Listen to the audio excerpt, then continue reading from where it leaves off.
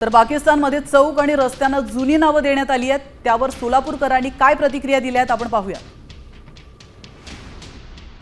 काय सांगाल, पाकिस्तान सरकारने त्यांच्या चौकांची जी नावं आहेत ती पूर्णतः बदललेली आहेत, काय आपलं?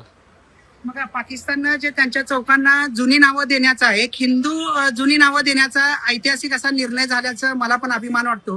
कारण आपण पाहतो की जुनी नावं एखाद्या कुठल्याही धर्माशी निगडीत नसून त्या त्या देशाच्या सांस्कृतिक वारसा, ऐतिहासिक वारसा, त्याचा तो प्रतीक, अनेक पिढ्यांच्या वारसांचं प्रतीक मानलं जात आहे। सौहार्दता मिटेल असं त्यांचं म्हणणं आहे। काय सांगाल, पाकिस्तान सरकारनं पूर्ण जुनी नावं परत आणली आहेत?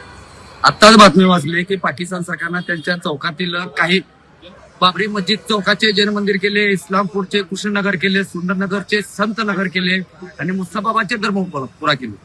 आज कुठंतरी हे जाणवत आहे बाबासाहेबांनी भारताला जे संविधान दिले, समता आणि बंधुता, याचा वापर कुठेतरी पाकिस्तान सरकार करत आहे। पाकिस्तानची एक ओळख होती कट्टर इस्लामवाद आणि दहशतवाद, आज तो दहशतवाद तिथं संपुष्टात येत आहे। ही नावं बदलत असताना याच्या मागे द्वेष भावना, धार्मिक असमानता न ठेवता कुठेतरी चांगल्या दृष्टीनं देशाच्या विकासासाठी, त्या भागातल्या विकासासाठी चांगल्या सकारात्मक भावनेने जर हे निर्णय होत असेल तर ह्या निर्णयाचं स्वागत आहे। परंतु जर धार्मिक समानता जे बिघडवण्याचा जर प्रयत्न याच्यातून होत असेल तर मात्र हे करणं योग्य नाही असं मला वाटतं। विश्वभूषण लिमय, शाम टीव्ही न्यूज, सोलापूर।